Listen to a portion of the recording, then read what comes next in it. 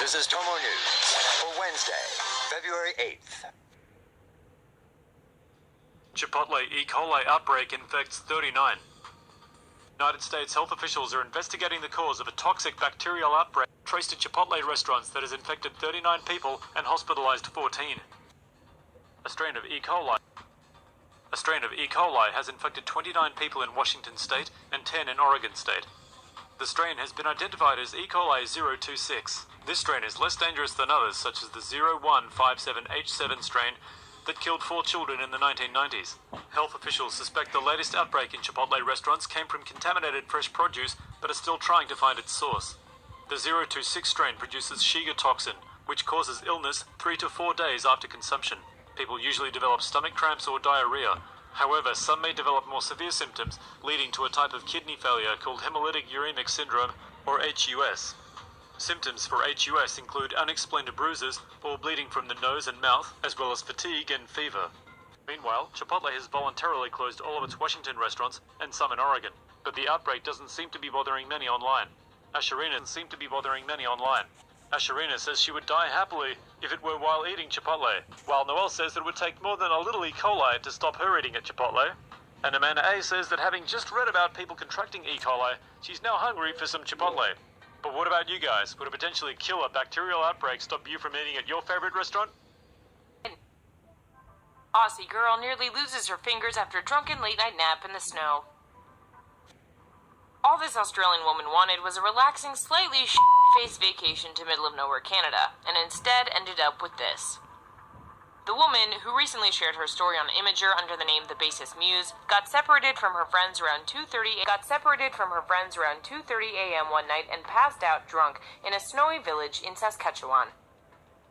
Someone found the woman curled up in a sleepy ball about 3 hours later. When she woke up, she says her hands were swollen and noticeably purple. A nurse reportedly told the woman she might get to keep her fingers, or she might lose both hands entirely. Dr. Friesen, seriously, that's his name, had to deflate her pus-filled fingers with a scalpel. The woman says she'll probably get to keep all her discolored fingers, but won't know for sure until June. Next time you decide to stumble out into a Canadian winter night, at least bring some mittens, mate. Over 100 dead in avalanches in Afghanistan and Pakistan. At least 100 people were reportedly killed in Afghanistan and Pakistan after 3 days of heavy snow triggered avalanches over the weekend. Avalanches have killed at least 45 people in one Afghan village alone, and at least 13 people in Pakistan were killed after avalanches struck the region. 2 villages in Afghanistan have been completely buried, while reports say people were trapped in some 250 vehicles that were stranded on a highway.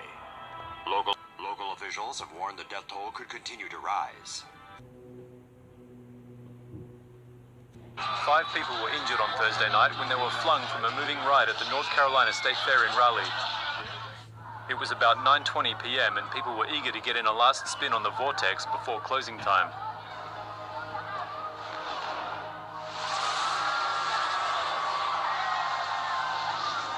Witnesses said that just as people were getting off, the ride restarted without warning, sending people tumbling back to earth from as high as 30 feet. One man said he heard a bang as people fell and then spun around to see the ride operator fall to his knees and cry. All of the 5 injured were aged 14 to 39. State Fair spokesman Brian Long said the State Labor Department would conduct an investigation, as would the Sheriff's Office. British scientists build sound wave tractor beam. A team of researchers in the UK has successfully created a real-life tractor beam that can levitate objects without contact.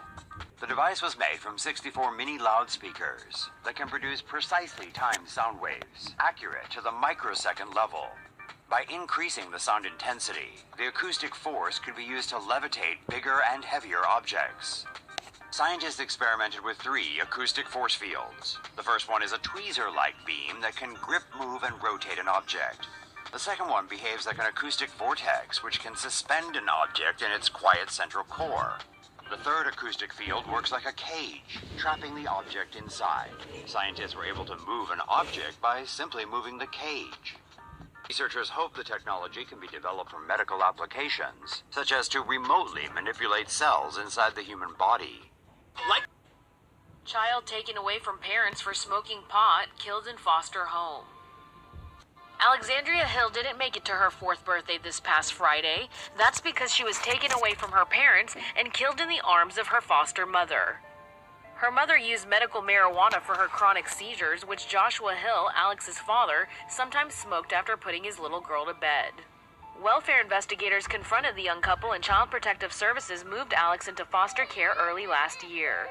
Her heartbroken parents were initially only allowed scheduled visitations to see their daughter.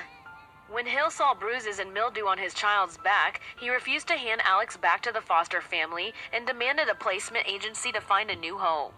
That's when Cheryl Small and her husband took the girl in. Allegedly annoyed, Alex woke up early in the morning asking for food. Small repeatedly beat her and slammed her onto the ground.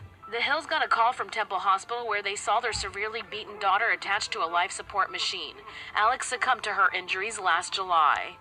A Milam County jury took less than 5 hours last Tuesday to charge the 52-year-old Cheryl Small with capital murder for fatally injuring Alex Hill.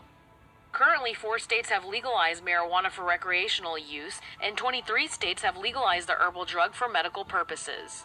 Does smoking medical marijuana make you an unfit parent? Let us know what you think in the comments below. A trip to the dentist proves deadly for one Michigan woman. A Michigan woman passed away last Friday after she'd had 16 teeth removed in one go during a trip to the dentist to treat an infection. April Walters, 46, who was reliant on an oxygen machine because of health problems, was feeling anxious about a trip to the dentist.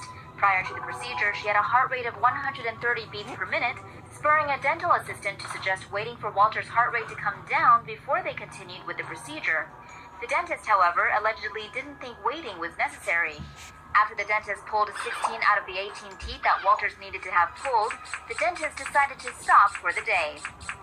She then reportedly advised Walters to go to the hospital because Walters' heart rate was still so high. Shortly after Walters' sister and her brother-in-law arrived to pick her up from the dentist's office, she started to have trouble breathing and passed out. It was assumed that her oxygen tank had run out, so they ran into the office to get more oxygen. However, that didn't help, and Walters could not be revived. An autopsy will be done, and the dentist's office is currently investigating the incident in order to understand how a woman died so suddenly on their doorstep. UK man gets a pretty short sentence after almost beating his girlfriend to death.